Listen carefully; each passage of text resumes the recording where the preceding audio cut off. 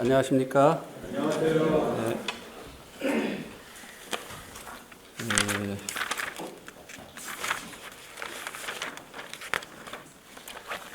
오늘 본문 말씀은 빌립보서 1장 12절에서 14절까지입니다. 빌립보서 1장 12절에서 14절.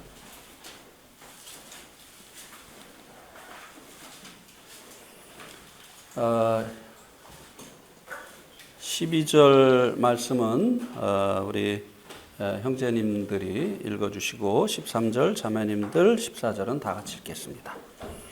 12절 읽겠습니다. 시작. 형제들아, 내가 당한 일이 도리어 복음 전파에 진전이 된 줄을 너희가 알기를 원하노라.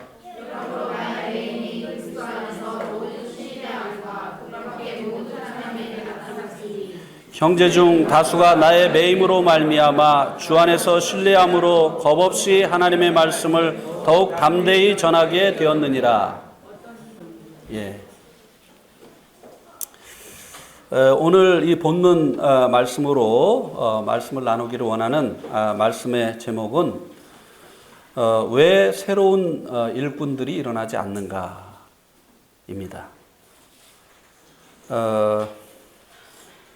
지금은 기독교 인구가 줄어드는 추세죠.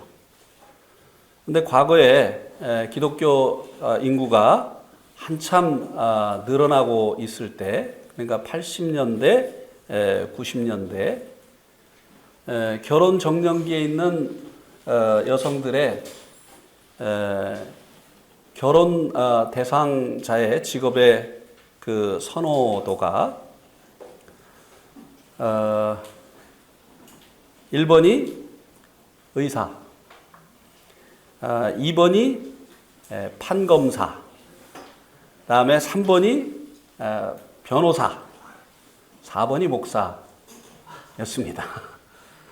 사자가 들어가는 사람들이 이제 그 여성들이 결혼 대상자의 직업 중에 선호하는 그런 직업이었습니다. 근데 지금은 어떨까요? 예, 지금은 딴판이죠. 예, 지금 딴판인데 지금 가장 그 선호하는 1번 혹시 아시는 분 계십니까? 예. 예? 예. 공사 직원. 예, 수자원 공사.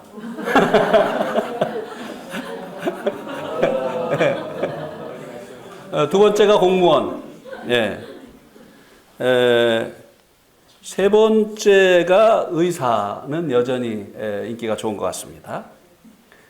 그 다음에 이제 요즘 새롭게 곽광을 받고 있는 변리사, 그 다음에 판검사, 사업가, 공무원. 이렇게 되는데, 이제 한참 내려가다가 장의사가 나옵니다. 장의사. 그 장의사 다음이 목사예요. 요즘은. 예. 물론 이것은 이제 생명이 없는 이들이 목사를 단순한 직업으로 생각을 하기 때문에 이렇게 이야기를 하는 것입니다. 그래서 이제 기독교가 한참 숫자적으로 부흥을 할 때는 교회도 많이 생기고 또 신학교도 많이 우후죽순으로 일어나게 되어졌는데요. 지금은 이제 새로운 교회도 거의 개척이 되지 않고 신학교도 과거처럼 그렇게 여기저기 생기지 않습니다. 왜냐하면은 만들어놔도 하나님의 종이 되겠다고 와서 공부하는 사람들이 없기 때문이죠. 있는 지금 교회들도 또 이 신학교들도 현상 유지가 아주 힘겨운 그런 상태라고 합니다. 그런데 우리 모임에서도 언젠가부터 이 젊은 일꾼들이 일어나지 않고 있습니다. 그래서 젊은 일꾼들이 일어나서 새로운 지역으로 가서 교회를 개척했다고 하는 이런 소식을 들은 지가 참 오래됐습니다. 그리고 일꾼들의 평균 연령을 보면 50대 중반입니다. 60대 일꾼들이 굉장히 많이 있고요. 70대 일꾼들도 많이 있습니다. 장로 모임을 하면 30대 장로를 눈을 씻고 보아도 찾기가 힘이 듭니다. 40대도 그렇게 많지가 않고요. 우리 모임에도 이 새로운 일꾼들이 일어나고 있지 않다고 하는 것을 이제 알 수가 있는 것이죠. 그러면 왜 새로운 일꾼들이 일어나지 않는 것일까요? 어떤 분들은 이 새로운 일꾼이 일어나지 않는 이유에 대해서도 기독교계에서 일어나고 있는 현 상황과 비슷한 이유라고 말을 합니다. 이제 더 이상 목회자가 인기 직종이 아니고 또 사회적으로 지명도가 떨어지기 때문에 또 예우도 이전과 같지 않기 때문에 이제 일꾼들이 일어나지 않는다. 이 일에 자신을 드리고자 하는 이런 사람들이 일어나지 않는다라고 이야기를 합니다. 어떤 분들은 그렇게 이야기를 하죠. 선배 일꾼들이 일을 하면서 너무 고생하는 것을 보았기 때문에 그 후배들이 자신들은 그 길을 가는 것을 원치 않는다고 이야기를 합니다. 그런 얘기 들어보셨어요? 선배 일꾼들이 일을 하면서 너무 고생을 해서 그것을 본 그 자녀들이라든지 그 후발주자들이 나는 저렇게 살고 싶지 않다 라고 하는 그 생각으로 이제 주님의 일에 자신을 드리지 않기 때문에 일꾼들이 일어나지 않는다고 하는 것입니다. 이렇게 말씀하시는 이야기를 들어보셨을 것입니다. 근데 정말 그럴까요?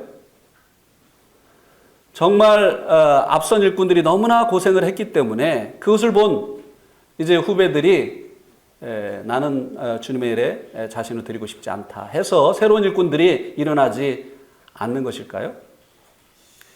그것에 대해서 오늘 본문이 무엇을 말해주고 있는지 한번 살펴볼 수 있기를 바랍니다. 12절에 보면 형제들아 내가 당한 일이 도리어 복음 전파에 진전이 된 줄을 너희가 알기를 원한다고 말씀해주고 있습니다. 사도 바울이 이 빌립보서를 로마의 감옥에서 썼다고 하는 사실을 여러분 대부분 알고 계실 것입니다. 그래서 자신이 이제 투옥된 이 사실을 자신이 당한 일이라고 말해주고 있는 것입니다. 이 빌립보 성도들에게 자신이 투옥된 이 일이 어떤 유익을 낳게 되어졌는가에 대해서 말씀해주고 있어요. 12절에서 그 첫 번째 유익을 말씀해주고 있고 그리고 이제 14절에서 두 번째 유익을 말씀을 해주고 있습니다. 또 이 13절에 보면 그가 당한 일이 감옥에 갇힌 일이라고 하는 것을 매임이라고 하는 이 말로 알려주고 있습니다. 또 14절에서도 나의 매임이라고 말해주면서 자신이 그 당한 일이 구체적으로 감옥에 갇힌 일이라고 하는 것을 말해주고 있죠.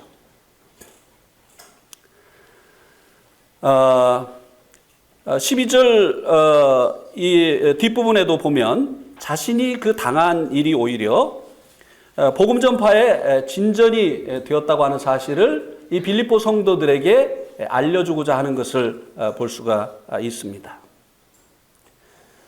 복음 전파의 진전이 되어진 것을 구체적으로 이제 두 가지로 말씀을 해주고 있는데요. 13절에서는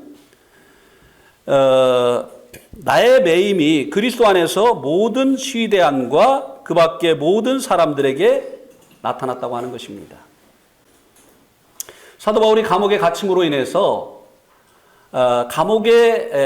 로마에 있는 이 감옥에 갇히지 아니하면 만나기가 쉽지 않은 이 왕의 호위대, 이 시대 사람들에게 복음을 전할 수 있는, 그래서 그 중에 몇몇 사람들이 주님께로 돌아오는 이런 일들이 일어났다고 하는 것입니다.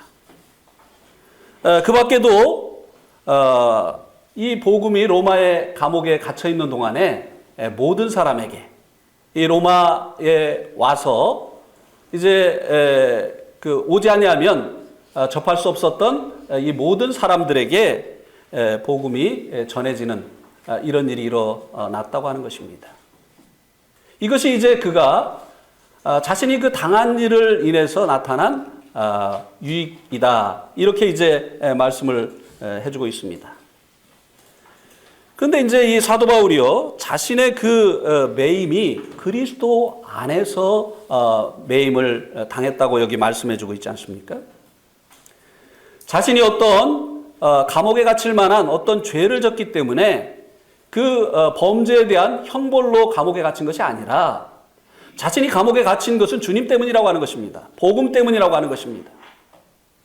이 복음 때문에 그가 이제 감옥에 갇혔기 때문에 그는 이제 이 복음 때문에 예루살렘으로부터 시작을 해서 이 로마에 오기까지 4차례나 신문을 받았습니다. 그러나 4차례에 걸쳐서 받은 이 신문을 통해서 이 신문은 그가 오히려 무죄하다고 하는 것을 드러낼 뿐이었습니다. 그래서 이 사도 바울을 신문했었던 그 재판관들이 그가 무죄라고 하는 것을 선포했어야 됐지만 그들은 법적인 판단을 하지 아니하고 정치적인 판단을 해서 그를 결국 죄목이 없음에도 불구하고 로마에까지 보내게 되어진 것입니다. 그래서 로마에 온 이 사도 바울을 이제 관리하는 이 간수들도 그가 이제 어떤 범죄를 했기 때문에 그 대가로 인해서 지금 갇혀 있는 것이라고 하는 사실을 갇혀 있다고 생각을 안 했기 때문에 그를 신앙의 양심수라고 생각을 했기 때문에 그에게 많은 자유를 주어서 그가 비록 로마의 죄수의 몸으로 왔지만 많은 사람들에게 복음을 전할 수 있는 이와 같은 기회를 얻었다고 하는 것입니다. 우리 한번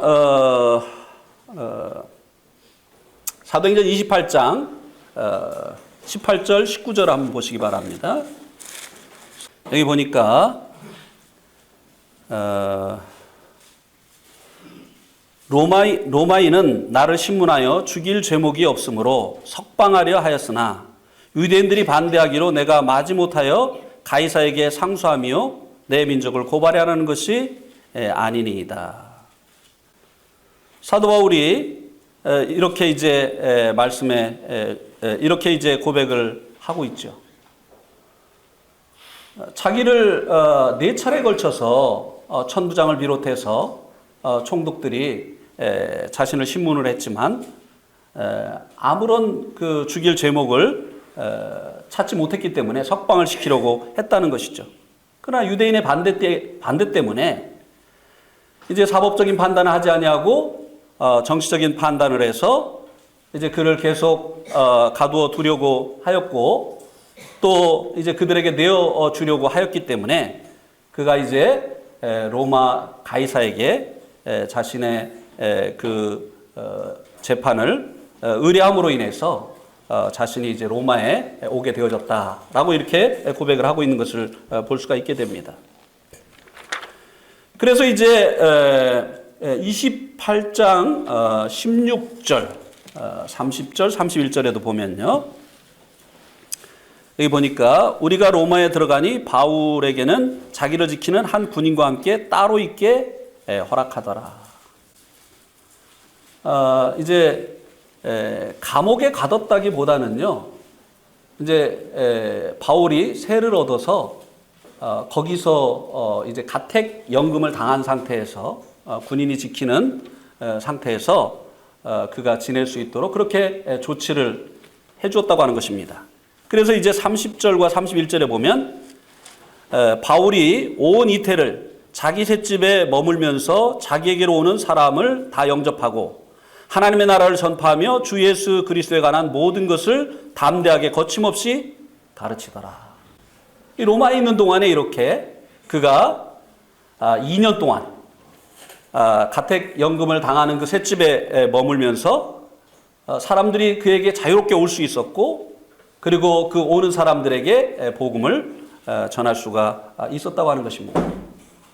그가 비록 감옥에 갇혔지만 복음은 매이지 아니하였었다라고 하는 것을 이 말씀이 보여주고 있는 것을 볼 수가 있게 됩니다.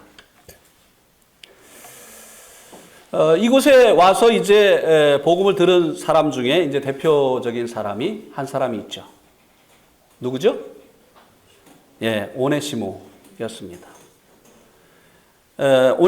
이 빌레몬서 1장 10절에 보면 내가 갇힌 중에 낳은 아들이라고 이제 이 오네시모를 소개를 해주고 있는데요. 이 감옥에 있는 동안에, 이 셋집에 있는 동안에 바로 이 오네시모를 만나게 되어졌고, 그에게 이제 복음을 전해서 그가 구원받게 되어지는 이런 일이 일어난 것입니다. 이외에도 이제 그를 통해서 복음을 듣고 구원받은 사람들의 이름이 기록되어 있지 아니하지만, 그가 갇혀 있는 동안에 많은 사람들에게 복음을 전하고 구원받는 이런 일들이 일어났다라고 말씀해 주고 있습니다. 그러면 사도 바울이 당한 일, 감옥에 갇히는 이 고난을 당한 일이 결국은 이 복음 전파에 유익을 가지고 왔습니까? 아니면 복음 전파가 위축되게 되어지는 해를 가지고 왔습니까? 오히려 사도 바울의 이 고난이 복음을 팽창시키는 이런 유익을 가지고 왔다고 하는 것을 말씀해 주고 있습니다. 그래서 사도 바울은 이것을 빌립보 성도들이 알기를 원한다고 말씀해 주고 있는 것입니다. 우리도 알아야 되는 것이에요. 하나님의 사람들이 고난받는 이유 때문에 그 후발주자가 일어나지 않는 것이 아니라고 하는 것입니다. 오히려 앞선 일꾼들의 그 고난 가운데 굴하지 아니하고 복음을 전한 이와 같은 일들과 그리고 그 간증을 우리가 이제 듣게 되어질 때 오히려 복음의 역사가 더 일어나게 되어지는 것이라고 하는 것입니다. 이 사도 바울뿐만 아니라 성도들에게 있는 이 고난이 오히려 복음의 확산을 가져오는 이런 유익을 나타냈다고 하는 것을 성경이 또한 우리들에게 보여주고 있습니다. 우리 한번 사도행전 8장 1절을 보시기 바랍니다. 사도행전 8장 1절. 사도행전 8장 1절. 사울은 그가 죽임당함을 마땅히 여기더라. 그날에 예루살렘에 있는 교회에 큰 박해가 있어 사도 외에는 다 유대와 사마리아 모든 땅으로 흩어지니라. 자, 이 스데반의 일로 인해서 이제 교회가 핍박을 받게 되어졌죠. 예루살렘 교회가. 그래서 이제 이 예루살렘 교회가 예루살렘 교회의 그 성도들이 유대와 사마리아의 모든 땅으로 흩어지게 되는 이런 일이 일어났습니다. 아마 유대 당국자들은 이제 이 예루살렘 교회를 와해시켰다고 그렇게 생각을 하고 좋아했을지 모릅니다. 그런데 이 일이 어떤 결과를 낳게 되어졌는가를 우리가 성경을 통해서 보면 그들이 기뻐할 일이 아니었다고 하는 것입니다. 5절 말씀해 보세요. 5절, 8장 5절, 4절, 5절. 흩어진 사람들이 두루 다니며 어떻게 해요? 복음의 말씀을 전할세. 또 5절에 보면 빌립이 사마리아 성에 내려가 그리스도를 백성에게 전파하니. 교회를 와해시켰다고 생각했는데 그들을 이제 더 크게 핍박함으로 인해서, 그들을 위협함으로 인해서, 그들을 예루살렘으로부터 떠나가게 함으로 인해서 예루살렘 교회를 와해시켰다고 생각을 했는데 오히려 흩어진 곳에서 성도들이 복음을 전했다고 하는 것입니다. 그 중에 빌립은 사마리아에 가서 복음을 전하는 일을 했다고 말씀해 주고 있습니다. 또 11장 19절 20절을 보시기 바랍니다. 그때 스데반의 일로 일어난 환란으로 말미암아 흩어진 자들이 베니게와 구브로와 안디옥까지 이르러 유대인에게만 말씀을 전하는데 그 중에 구브로와 구레네 몇 사람이 안디옥에 이르러 헬라인에게도 말하여 주 예수를 전파하니. 여기도 보니까 스데반의 일로 일어난 그 환란으로 말미암아 성도들이 흩어졌는데 페니키아, 그 다음에 키프로스, 그 다음에 시리아의 안디옥까지 이르러서 거기에 있는 유대인들에게 복음을 전했다고 하는 것입니다. 그리고 또 그 중에 구브로와 구레네 몇 사람이 안디옥에 이르러서는 헬라인들, 이방인들에게까지도 주님을 증거했다. 이렇게 말씀해 주고 있습니다. 그 결과로 인해서 결국은 이 안디옥에 교회가 세워지는 이런 일이 일어나지 않습니까? 그러니까 이 성도들에게 당한 이런 핍박, 이런 고난, 이런 환란이 오히려 복음을 확산시키는, 또 각 지역에 오히려 교회가 생기게 하는 이와 같은 유익을 가져왔다고 하는 것을 이 말씀이 보여주고 있는 것입니다.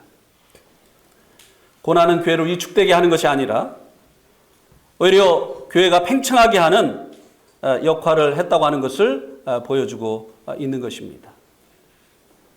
일꾼들이 고난을 당하고 어려움을 당하기 때문에 새로운 세대가 일어나지 않는다라고 하는 것은 이 말씀에 비춰보게 될 때 맞지 않는 그 같은 말이라고 하는 것을 우리들이 알 수 있게 되어지는 것이죠. 마치 그 불을 끄려고 말이죠. 불타고 있는 그 장작을 작대기로 두드리면 오히려 그 불똥이 여기저기 튀어서 그 불길이 이곳저곳으로 옮겨 붙는 것과 같은 그런 역할을 이 바로 핍박, 고난, 이 환란이 한다고 하는 것을 보여주고 있습니다. 그 다음에 이제 14절에 보면 빌립보서 1장 14절에 또 보시기 바랍니다. 두 번째 유익에 대해서 말씀해 주고 있는데요. 두 번째 유익은 형제 중 다수가 나의 매임으로 말미암아 주 안에서 신뢰함으로 겁없이 하나님의 말씀을 더욱 담대히 전하게 되었다고 하는 것입니다. 사도 바울이 복음을 전하다가 이제 여러 번 신문을 당하고 가이사랴에서 2년 동안 죄목이 없이 구류를 당하고 또 로마에 가서 2년 동안 이제 가택연금을 당하고 많은 그 고난을 당한 것을 이 성도들이 보고 들으면서 야, 나도 복음 전하다가는 나도 주님의 일을 하다가는 저런 신세가 되겠구나 하고 위축된 것이 아니라고 하는 것입니다. 오히려 담대해서 겁없이 더 복음을 전하게 되는 이런 유익이 일어나게 되어졌다라고 말씀해 주고 있는 것입니다. 자, 우리 한번 또 사도행전 28장 14절과 15절을 한번 보시기 바랍니다. 사도행전 28장 14절과 15절. 거기서 형제들을 만나 그들의 청함을 받아 이래를 함께 머무니라. 그래서 우리는 이와 같이 로마로 가니라. 그곳 형제들이 우리 소식을 듣고 안비오 광장과 트레이스 타베르네까지 맞으러 오니 바울이 그들을 보고 하나님께 감사하고 담대한 마음을 얻으니라. 자, 이제 사도 바울이 죄수의 몸으로 로마를 향해서 오고 있다고 하는 소식을 로마의 성도들이 들은 겁니다. 그래서 이 로마의 성도들이 안비오 광장까지 사도 바울을 마중을 나온 거예요. 그리고 여기 보면 트레이스 타베르네, 이 지역의 여관이, 트레이스는 3개고 타베르네는 이제 여관입니다. 여관이 이제 3개가 있는 그런 지역이었던 것 같아요. 그래서 이제 옛날 성경에는 삼관이다, 여관이 3개가 있는 그 지역이다, 이게 삼관이다, 이렇게 얘기해주고 있는데 여기까지 형제들이 나와서 사도 바울을 영접을 했다고 말씀해주고 있습니다. 이 안비오 광장까지는요, 로마에서 68km 정도 된다고 합니다. 이 삼관까지는 이제 52km 정도의 거리가 된다고 합니다. 이때는 별다른 교통수단이 없을 때이죠. 대부분 여행을 이제 도보로 해야 됐던 그런 때입니다. 이런 시대에 68km, 52km는 적지 않은 거리입니다.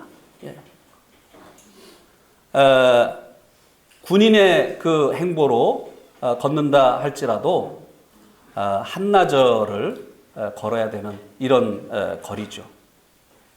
1시간에 몇 킬로 걸을 수 있죠? 1시간에 4킬로밖에 못 걸어요? 그래요? 그러면 이거 뭐 하루가 훨씬 넘게 걸리는 그런 거리예요. 예, 걸어서. 예. 그죠? 예. 우리가 이제 군대 있을 때 100km 행군을 이제 그 50km를 하루 저녁에 가가지고 밤새도록 가서 그다음에 이제 낮에 자고 그다음에 밤에 다시 이제 50km 행군을 한 이런 경험이 있거든요. 그러니까 이틀 걸려요. 100km 행군을 하는데 그래서 이제 제가 생각할 때 이제 한나절 정도 걸리는 거리라고 이제 이렇게 생각을 했는데 하여튼 뭐 더 걸렸겠죠. 여러 사람이 같이 이렇게 걸어가려고 하면. 그럼 이 로마에 있는 이 성도들이 왜 이렇게 먼 거리를 여행해서 죄수의 몸으로 오는 이 사도 바울을 가서 영접을 했을까요? 복음 때문에. 이제 어떤 그가 범죄를 해서 그 죄에 대한 형벌을 받기 위해서 지금 오는 것이 아니라 복음 때문에 이 고난을 받는 이 사도 바울이 이제 로마로 오고 있다고 하는 그 소식이 그들의 마음을 뜨겁게 했던 것입니다. 이 형제를 위로하고 싶었던 것이에요. 이 사도 바울의 이 고난의 소식이 그들의 마음을 뜨겁게 했고 이 먼 거리를 마다하지 않고 올 수 있게 하는 이 같은 동력이 되어졌다고 하는 것입니다. 많은 형제들이 사도 바울의 이 고난의 소식을 듣고 그 마음이 뜨거워져서 담대하게 복음을 전했을 뿐만 아니라 그를 위로하고 격려하기 위해서 먼 거리를 마다하지 아니하고 이곳까지 나왔었다고 하는 사실을 말씀해 주고 있습니다. 혹 형제 자매님들 가운데 시베리아의 불꽃이라고 하는 책을 보신 분들이 계십니까? 시베리아의 불꽃. 예, 예. 시베리아의 불꽃에는 이제 소련 시절에 성도들이 당한 고난에 관한 기록들이 있습니다. 그 중에 한 사람인 요한 윤트라고 하는 독일계의 그 유대인 형제님이 오래전에 한국을 방문했었던 적이 있습니다. 이 형제님이 이제 한국을 방문했을 때 서울에서는 정동에 있는 CCC 회관에서 연합 집회를 했고 광주에서는 광주 안보회관에서 집회를 했었는데요. 저는 두 곳에 다 참석을 했습니다. 내동교회도 했었어요. 네. 전국에서 성도들이 몰려들었어요. 왜 성도들이 이 요한윤투 형제님이 왔을 때 그렇게 그 모여든 것일까요? 그가 당한 복음을 위해서, 그가 주님을 위해서 당한 그 고난의 간증을 듣기를 원했던 것입니다. 또 책을 통해서 이미 보았기 때문에, 이미 그 고난의 소식을 통해서 마음이 뜨거워졌기 때문에 이제 그 먼 거리를 마다하지 않고 그의 간증을 듣고 또 격려받고 위로받고 또 격려해 주기 위해서 모였던 것이 아니겠습니까? 그가 이제 이 소련 시절에 이제 시베리아 지역에서 블라크? 예. 그 시베리아에 있는 그 수용소에서 오랫동안 이제 그 수용 생활을 했는데요. 그가 이렇게 이야기를 했습니다. 자기는 40대가 되도록 만복이라고 하는 것을 알지 못했다. 만복이 뭔지 아십니까? 만복, 배부른 거. 나이가 40대가 될 때까지 배부름이, 음식을 먹어서 배부르다가 하는 것이 무엇인지 모르고 살았다. 그만큼 어려웠다는 거죠. 그리고 단 것이 무엇인지를 모르고 살았다. 그리고 신앙 때문에 고문과 투옥을 당했는데요.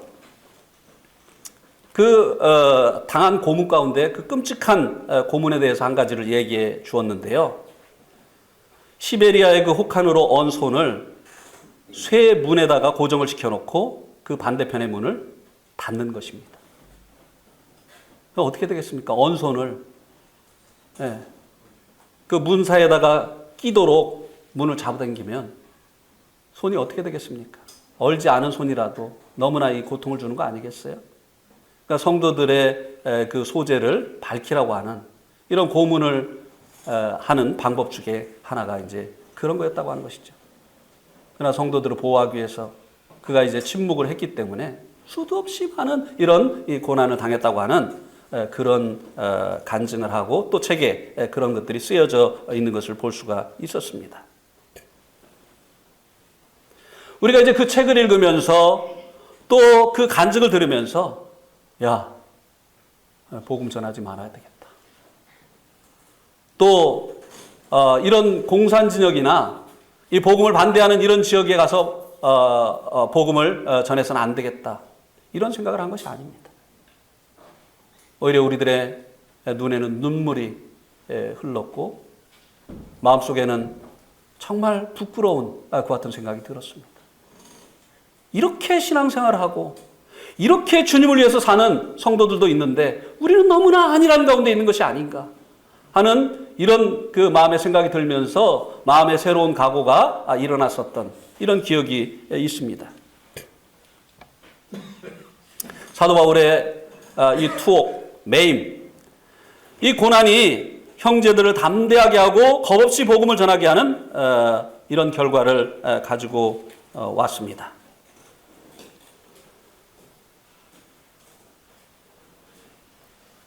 이 말씀은 선배들이 주님의 일을 하면서 너무 고생을 하는 모습을 보기 때문에 후진들이 일어나지 않는다고 하는 말이 틀렸다고 하는 것을 말씀해 주고 있는 것입니다. 사실 그런 일이 두려워서 복음 때문에 궁핍한 삶을 살고 이제 무명한 삶을 살아야 되는 이런 일이 두려워서 주님의 일에 자신을 드리지 않는 사람들, 주님의 일에 뛰어들지 않는 사람들은 주님의 일에 뛰어들면 안 되는 사람들입니다. 그런 것이 두려워서, 그런 것이 이유가 되어서 주님의 일을 하지 않겠다고 하는 이런 사람들은 애시당초 주님의 일에 뛰어들어서는 안 되는 사람들이죠. 그런 사람들은 안정된 생활을 보장해주는 직장에서 자기의 생애를 드려야 될 그런 사람들이죠. 복음은 가는 곳마다 반대를 받았고, 복음은 전해지는 곳마다 이제 분쟁이 일어나게 하는 이와 같은 역사를 이루었습니다. 우리 한번 누가복음 12장 49절 50절을 한번 보시겠습니다. 51절까지 우리 한번 같이 읽겠습니다. 시작. 내가 불을 땅에 던지러 왔노니 이 불이 이미 붙었으면 내가 무엇을 원하리요? 나는 받을 세례가 있으니 그것이 이루기까지 나의 답답함이 어떠하겠느냐? 내가 세상에 화평을 주려고 온 줄로 아느냐? 내가 너에게 이르노니 아니라 도리어 분쟁하게 하려 함이로다. 주님께서 여기 보니까 내가 불을 땅에 던지러 왔다. 이 불이 이미 붙었으면 내가 무엇을 하겠느냐? 아직 안 붙었다는 거죠. 그래서 이 불을 붙이기 위해서 주님께서 하실 일이 있는데 그것을 무엇이라고 말씀해 주셨느냐 하면 나의 받을 세례가 있다. 이 세례를 통해서 주님께서 이 세상에 불을 붙이기를 원하신다. 그래서 이 세례가 이루기까지 나의 답답함이 어떠하겠느냐. 여기 주님께서 말씀하신 이 침례, 이 침례는 이제 물로 받는 그 침례를 말씀해 주는 것이 아니죠. 침례는 물속에 들어가는 거잖아요. 이 침례는 무엇을 상징하는 것입니까? 죄에 대한 하나님의 심판을 상징하는 것이죠. 과거에 노아 시대 때 세상의 죄악이 관영하고 사람들의 생각이 항상 악할 뿐임을 보시고 하나님께서 세상을 물로 심판을 하셨습니다. 이 침례 물속에 들어간다고 하는 것은 죄에 대한 하나님의 저주 속으로 들어간다고 하는 것을 의미하는 것입니다. 하나님의 그 심판을 말하는 것이죠. 근데 주님께서 나의 받을 이 침례가 있다. 이렇게 말씀해 주셨는데요. 주님은 요단강에서 이미 이 말씀을 하시기 전에 침례를 받으신 후입니다. 그럼 여기서 말씀해 주고 있는 이 침례는 어떤 침례냐?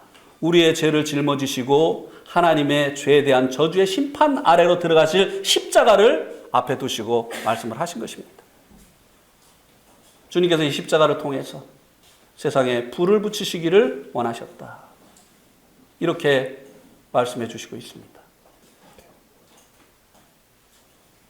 사도 바울이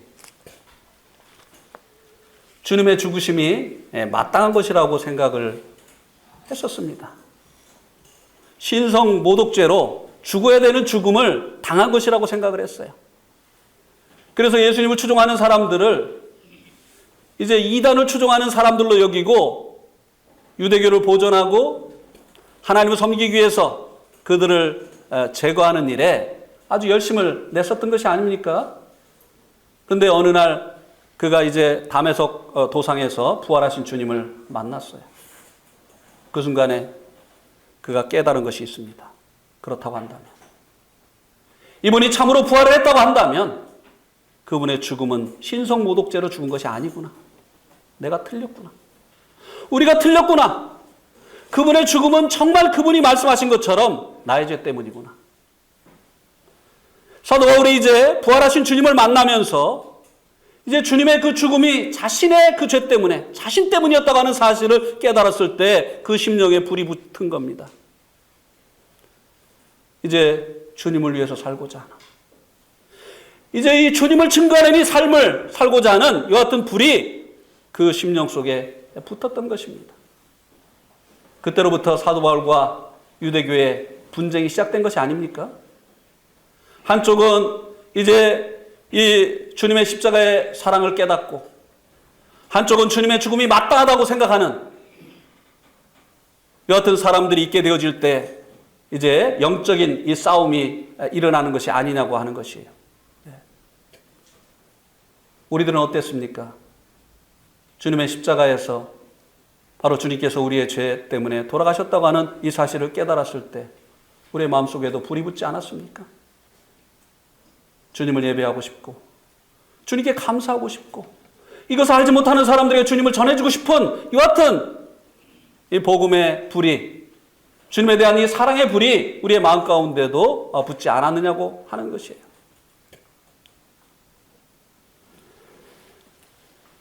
이와 같은 주님의 이 고난이 우리를 이제 먹든지 마시든지 무엇을 하든지 오직 자기의 영광만을 위해서 살기를 원했던 우리들이 이제 주님의 영광을 위해서 살고자 하는 이와 같은 사람으로 변화시키는 이와 같은 일을 이루어낸 것이 아닙니까? 썩어질 것, 없어질 것, 이 세상을 추구하면서 살던 우리들이 영원한 것, 주님 나라, 복음, 영혼들, 교회를 위해서 살 수 있도록 변화시켜주는 이와 같은 일을 한 것이 아니냐고 하는 것이에요. 고린도후서 5장 13절에서 15절도 한번 보시기 바랍니다. 고린도후서 13절에서 15절 한번 또 같이 읽겠습니다. 시작. 우리가 만일 미쳤어도 하나님을 위한 것이요 정신이 온전하여도 너희를 위한 것이니 그리스도의 사랑이 우리를 강권하시는도다. 우리가 생각하건대 한 사람이 모든 사람을 대신하여 죽었은즉 모든 사람이 죽은 것이라. 그가 모든 사람을 대신하여 죽으심은 살아있는 자들로 하여금 다시는 그들 자신을 위하여 살지 않고 오직 그들을 대신하여 죽었다가 다시 살아나신 이를 위하여 살게 하려 함이라. 사도 바울이 주님을 만난 이후에 미친 사람처럼 주님을 섬겼습니다. 사람들의 눈에 그렇게 보였어요. 그것을 사도 바울이 이야기하는 것입니다. 내가 미쳤어도 하나님을 위한 것이다. 완전히 미쳤어, 저 사람. 그의 눈에는 주님밖에 보이지 않았어요. 더 이상 자기의 명예도, 자기의 부도, 자신의 그 행복도 그는 관심을 갖지 않았습니다. 그래서 사람들의 눈에는 그가 미친 사람처럼 보였던 것이죠. 그가 이렇게 미친 듯이 주님을 섬기게 되어진 것이 주님의 고난의 십자가였다고 하는 것입니다. 주님의 그 사랑, 십자가에서 나타난 그 사랑이 그 마음을 강권하기 때문에 그가 그렇게 살게 되었노라고 말씀해 주고 있는 것입니다. 이것이 주님의 십자가의 이 고난의 위력이 아닙니까? 이 고난이 가져오는 이 유익, 이것이 사도 바울과 같이 주님을 위해서 생애를 미친 듯이 불태운 이 같은 사람들이 일으키는 일을 해낸 것이 아니라고 하는 것입니다. 그는 전에 자랑하던 모든 것들을 배설물로 여기고 주와 함께 고난을 받는 삶을 살기를 원했습니다. 그는 생명까지도 주님을 위해서 내어놓기를 원했습니다. 그가 얻은 대가가 무엇입니까? 그가 이 땅에서 얻은 대가는 고난뿐이었어요. 그에게 어떤 명예가 주어지고 그에게 어떤 부가 주어졌기 때문에 그가 이렇게 살았던 것이 아니라고 하는 사실을 우리가 너무나 잘 알고 있습니다. 우리 한번 고린도후서 6장 3절에서 9절을 또 보시겠습니다. 고린도후서 6장 3절에서 9절. 3절 제가 읽겠습니다. 우리가 이 직분이 비방을 받지 않게 하려고 무엇에든지 아무에게도 꺼리끼지 않게 하려고. 5절 매맞음과 갇힘과 난동과 수고로움과 자지 못함과 먹지 못함 가운데서도 깨끗함과 지식과 오래 참음과 자비함과 성령의 감화와 거짓이 없는 사랑과 그 다음에 8절에도 보면 영광과 욕됨으로 그러했으며 악한 이름과 아름다운 이름으로 그러했느니라. 우리는 속이는 자 같으나 참되고 무명한 자 같으나 유명한 자요 죽은 자 같으나 보라 우리가 살아있고 징계를 받은 자 같으나 죽임을 당하지 아니하였고. 이런 일들이 사도 바울의 그 생애 속에 넘치지 아니하였습니까? 매도 많이 맞았죠. 네. 또 갇히기도 여러 번 갇히지 않았습니까? 사도행전 16장에 보면 이제 아시아로 가기를 원하는 사도 바울을 끌어다가 이제 빌립보에서 복음을 전하게 하셨는데 그 빌립보의 감옥에 매를 맞고 빌립보 감옥에 갇히지 않았습니까? 그리고 또 가이사랴에서 2년 동안 또 구류를 당하고 또 로마에는 2번씩이나 감옥에 갇히고 복음 때문에 그가 얼마나 많은 고난을 당했느냐고 하는 것입니다. 사람들이 그가 가는 곳마다 난동을 부렸잖아요. 소요를 일으키고 즉결 심판하려고 하는 이런 일들이 얼마나 많이 있었습니까? 예루살렘에서도 그랬고 에베소서에서도 그랬고 사람들이 얼마나 그를 인해서 소요를 일으키고 즉결 심판을 하려고 하는 이와 같은 일들이 있었느냐고 하는 것이에요. 그가 이 복음을 위해서 이제 사람들에게 싹쓸 위해서 우리들에게 무엇인가를 얻기 위해서 저가 복음을 전한다라고 하는 이런 오해를 받지 않으려고 낮에는 복음을 전하고 하나님의 말씀을 연구하고 밤에는 이 천막을 짓는 이와 같은 수고를 얼마나 했습니까? 자기를 위해서가 아니죠. 복음을 위해서 그가 얼마나 많은 수고를 하였습니까? 너무나 바빠서 잘 시간도 없었어요. 자지 못하는. 그의 생애 속에 이런 많은 고난이 말할 수 없는 이런 고난들이 넘쳤다고 하는 것입니다. 그는 이제 이 복음을 전하기 전에는 유대교에서 아주 유명한 사람이었습니다.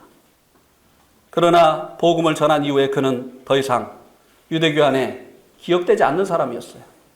사람들이 기억하고 싶지 않아 하는 그 같은 사람이 됐습니다. 무명한 사람이 됐습니다. 그러나 그리스도 안에서는 사도 바울처럼 유명한 사람이 없게 되어졌죠. 얼마나 많은 이 고난이 그에게 넘쳤습니까? 참 궁핍한 가운데 살았죠. 때로는 먹지 못하고 자지 못하고 입지 못하고 하는 이런 삶을 살았지만 사람들에게 전혀 그런 티를 내지 않으려고 그는 항상 깨끗한 가운데 있었다라고 말씀해 주고 있는 것을 볼 수 있지 않습니까? 우리는 어때요? 주님 때문에 고난을 받으면 좀 사람들이 알아줬으면 좋겠는 이런 마음이 있어가지고 사람들이 그런 모습을 보이려고 하지 않습니까? 그런데 그는 늘 자기가 어떻게 살고 있는지, 어떠한 그 고난 가운데 있는지 사람들이 알지 못하도록 이제 깨끗한 가운데 지냈다라고 하는 것을 말씀해 주고 있는 것을 볼 수가 있습니다. 얼마나 무시를 당했습니까? 얼마나 모욕을 당했습니까? 누가 그를 알아주었습니까? 그래도 묵묵히 복음을 전하고 이 진리의 길에서 돌아서지 않았던 것입니다.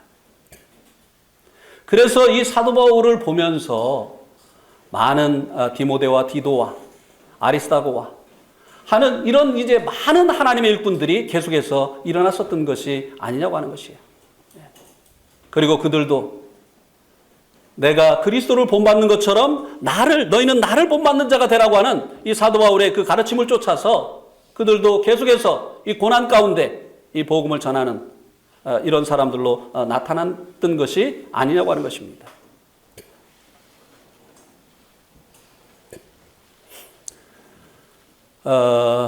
저희들이 이제 신앙 생활을 서울에 있는 관악교회에서 시작을 했는데요. 관악교회에서 이제 신앙 생활을 시작을 해서 저희들이 이제 일하던 그 직장에서 이제 쫓겨나게 되어지면서 복음 때문에 그때 우리는 그 사무실에 그 창고에서 생활을 하고 있었어요. 거길 그만둬 달라고 하는 것은 길거리에 나앉으라고 하는 것이었습니다. 그런데 이제 교회가 저희를 위해서 헌금을 해 주어서 서울에서는 세를 얻을 수가 없어서 성남에 가서 이제 세를 얻게 됐습니다.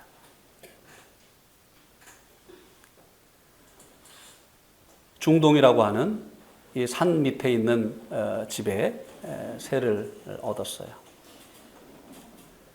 그리고 이제 그곳에서 이제 관악교회로 나가는 성남시에서 관악교회로 출석을 하는 11명의 성도들이 있었습니다.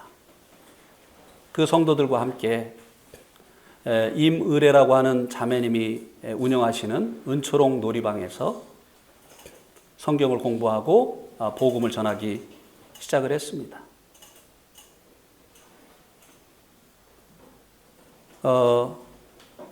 계속 이제 저는 이제 직장을 잡으려고 했었죠. 그런데 이제 번번이 이 직장에서 제 의도와는 달리 이제 그만두게 되는 이런 일이 생기는 것을 보면서 또 주님께서 너희는 먼저 그 나라와 그 일을 구하라 그리하면 이 모든 것을 너희에게 주시겠다고 하시는 이 말씀을 주셨기 때문에 이제 그 말씀에 저와 저희 가족을 이제 의탁하고 이제 더 이상 이제 직장을 잡지 않고 이제 복음을 전하고 또 성도들을 돌아보는 이런 일만 하게 됐습니다. 이 은초롱 놀이방에서 시작되어진 이 성경 공부가 1년이 지나자 53명의 성도들로 늘어나게 되어졌습니다. 성남에서 이제 이 관악교회에서 1년이 지나자 이렇게 많은 성도들이 일어나게 되어지니까 그 성남 지역에 교회를 세우라고 하는 하나님의 뜻으로 알고 이제 성남수정교회가 개척이 되어진 것입니다. 그리고 1년 후에 100여 명의 성도들이 늘어나게 되어졌습니다. 이때 저에게 많은 가르침을 주었던 형제님이 계신데요. 이제 그때 당시에 전주 중앙교회에서 사역을 하시는 이완성 형제님이셨습니다. 전주 중앙교회는 전주의 그 한 복판인 중앙동에 있는 교회였고 100여 명의 성도들이 그 당시에 모이고 있었습니다. 그런데 이 형제님이 그 교회에 이제 그 장로이신 이 형제님이 어느 날 그 교회를 젊은 형제들에게 맡기고 자신은 교회가 없는 김제로 개척을 나가신다고 하는 이런 소식을 들었고 또 보았습니다.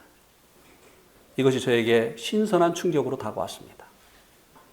그리고 제 마음속에 큰 도전을 주었습니다. 안정된 그 모임을 형제들에게 맡기고 자신은 아무도 없는, 성도들이 아무도 없는 복음이 필요한 이 지역으로 나아가는 이 모습. 이 모습이 저에게 큰 교훈을 주었고 그리고 저에게 도전을 주었습니다. 그래서 저도 이 성남 수정교회는 이제 제가 없어도 섬길 수 있는 형제님들이 많이 있었기 때문에 이제 계속 기도에 왔었던 충주로 복음을 전하기 위해서 오고 가기 시작을 했습니다. 그곳에 이제 사랑유치원이라고 하는 유치원을 운영하는 이 형제님이 계셔서 그곳에서 이제 성경 공부를 시작하게 되어졌고 몇몇 영혼들이 모이고 또 구원받는 이런 역사가 일어나게 되어짐으로 인해서 성남 수영교회를 떠나서 충주에서 복음을 전하게 되어졌습니다. 주님만 의지하고 이 복음을 전하면서 주님이 정말 너희는 먼저 그 나라와 그 일을 구하면 이 모든 것, 의식주를 해결해 주신다고 하는 사실을 경험을 하게 하셨기 때문에 아무도 가라고 하지 않았고 가면 후원해 주겠다고 약속하지 않았지만 그 주님을 의지하고 거기에 갈 수 있었던 것입니다. 주님은 그곳에서도 저희의 후원자가 되어주셨고 저희와 함께 하셨고 이제 그곳에서 복음을 전하고 교회를 세울 수 있도록 그렇게 해주셨습니다. 근데 사실 이 충주에서가 세상 말로 이현웅 형제의 리즈 시절이었습니다. 예. 못 알아듣죠? 리즈 시절. 예. 이거 또 유래를 설명하려면 시간 많이 걸리니까 전성기였습니다. 전성기. 이제 외부로 집회를 많이 나갔을 때예요. 이때 어느 정도였느냐면요. 7주 연속 집회를 나가기도 했습니다. 내동교회야 제가 한 달에 한 번 이상 안 나간다고 약속을 했기 때문에 한 달에 한 번 이상 안 나갑니다만 그때는 그런 약속을 안 했기 때문에 들어오는 대로 그냥 나가다 보니까 7주 연속 집회를 나가기도 했습니다. 잘 나갈 때죠. 그런데 그때 생명의 말씀사에서 나온 밀림 속의 십자가라고 하는 책을 보게 됐습니다. 브루크스 올슨이라고 하는 사람이 쓴 책인데요. 그 책에는 남미 에콰도르 지역의 밀림 속에서 사는 가장 야만적인 족속인 모돌론 족속에게 복음을 전한 간증이 기록되어 있습니다. 그가 이제 그곳에 어떻게 이제 들어가게 되어졌느냐면요. 후쿠라고 하는 이 선생이 쓴 그 기행문 중에 모돌론 족속에 대한 이야기가 기록이 되었던 것입니다. 후쿠가 이제 거기에 이렇게 썼습니다. 지금까지 내가 접해본 이 족속 중에 가장 위험한 종족이 바로 이 모돌론 족속이다. 그들은 지금까지 자기들에게 외부인이 접근하는 것을 허용하지 않은 그런 족속이다. 누구든지 자기들에게 접촉을 하려고 하는 자들을 향해서 활을 쏘아대고 창을 던지는 아주 위험한 족속이다. 절대로 이 족속에게는 접근을 하면 안 된다라고 하는 그런 글이 이 후쿠 선장의 기행문에 써 있는 것을 이 브루크스 올슨이 본 겁니다. 그런데 이것이 오히려 그들에게로 부르는 주님의 부르심으로 들렸던 것입니다. 아무도 외부인들이 접촉하는 것을 허용하지 않는 그들이라고 한다면 그들이 지금까지 복음을 듣지 못했겠구나. 주님은 모든 사람들이 구원을 받기를 원하시는데 모든 족속에게로 주님께서는 가라고 했는데 이들은 지금까지 누가 오지 않기 때문에 복음에 소외되어 있구나 라고 하는 이런 생각을 오히려 갖게 되어지고 그 모돌론 족속을 향해서 이 브루크스 올슨이 나아가게 됩니다. 그들에게 접근하기까지 창에 맞고 활에 찔리고 하는 이런 일을 당하게 되어지고 결국은 그들에게 복음을 전해서 온 이 모돌론 족속들이 주님께로 돌아오는 이런 역사가 일어났다고 하는 그런 내용이 이 책에 기록되어 있었습니다. 제 리즈 시절에 이 책을 본 거예요. 잘 나가던 시절에 한국에 있으면 계속 잘 나갈 수 있는 이런 시절에 제가 이것을 본 겁니다. 근데 그때 우리 충주교회 네팔 사람이 왔어요. 그때까지 네팔이라고 하는 나라에 대해서 저는 전혀 관심이 없었습니다. 그리고 저는 이 나라 밖에서 복음 전하는 일은 저와 상관이 없는 일이다라고 생각을 하고 있었습니다.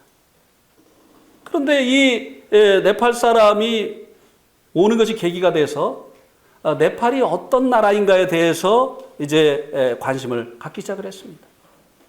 네팔은 힌두 왕국이다. 네팔은 선교사들에게 비자를 주지 않는 나라다.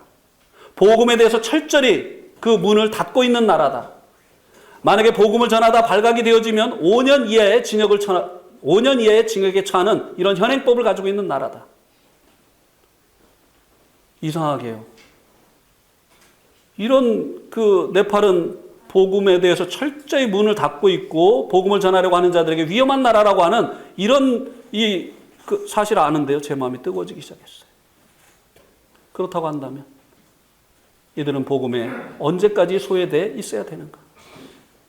전파하는 자 없이 어찌 듣겠느냐? 주님이 저의 생애를 전파하는 자가 없이 어찌 듣겠느냐고 하는 이 말씀으로 부르셨는데 그들이 이제 소외되어 있는 그 이유는 누군가가 그곳에 가서 복음을 전해주지 않기 때문이 아닌가? 잘 나가던 시절에 한국에 있으면 더 잘 나갈 것인데 주님께서 이 브루크스 올슨의 밀림 속에 이 십자가라고 하는 이 책을 통해서 제 마음을 네팔로 향할 수 있도록 그렇게 해주셨습니다.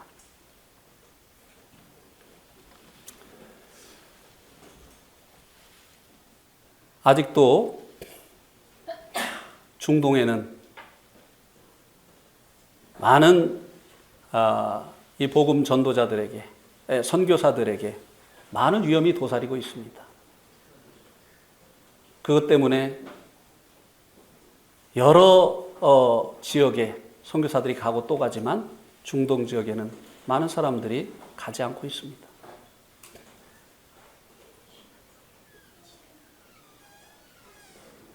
이 중동 지역에 이제 저는 계속 기도하고 있어요. 또 제가 가기를 원했었습니다.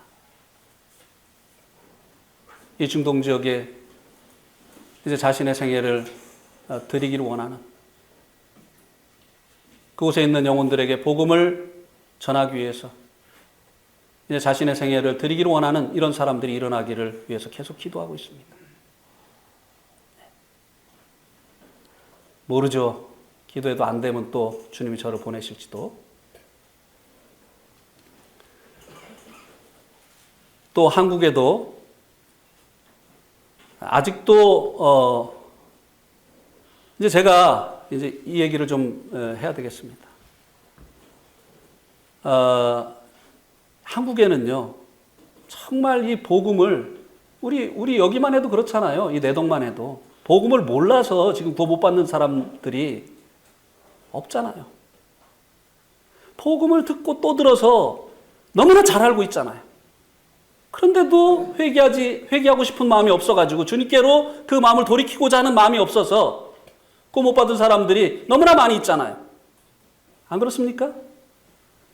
그런데 이런 그 복음에 대해서 소외되어 있는 이런 지역에는 누구가 와서 예수님의 이름조차 전해주지 않기 때문에 태어나서 죽을 때까지 예수님의 이름조차 한 번도 들어보지 못하고 죽어가는 거, 이거 공평한 것이 아니지 않습니까?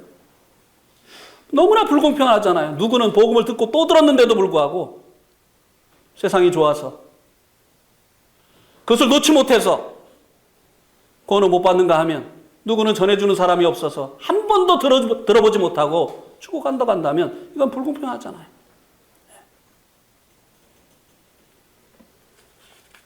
그래서 사실 제 생애를 허비하고 싶지 않아서 네팔로 가기도 한 것입니다. 뭐 여기서도 그럴지 모르겠어요.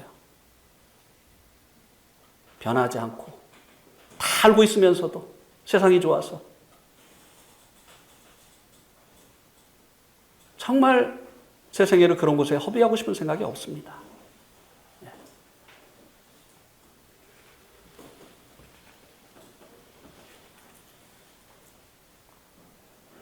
서천에는 있던 모임도 없어지지 않았습니까? 그리고 이 오창 지역에는 거의 이제 시와 같은 새로운 도시가 형성이 되고 있습니다.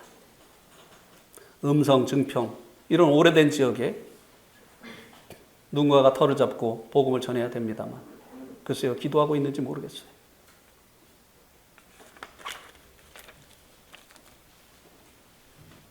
왜 이렇게 오래된 지역에 교회가 안 생깁니까?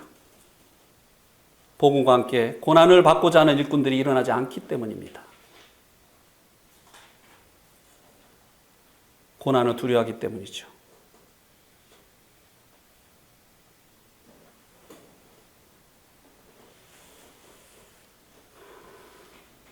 마지막으로 요한복음 12장 24절 말씀을 읽고 말씀을 마치겠습니다. 같이 읽겠습니다. 시작. 내가 진실로 진실로 너에게 이르노니 한 알 미리 땅에 떨어져 죽지 아니하면 한 알 그대로 있고 죽으면 많은 열매를 맺느니라. 예. 오늘 말씀 여기까지 드리도록 하겠습니다.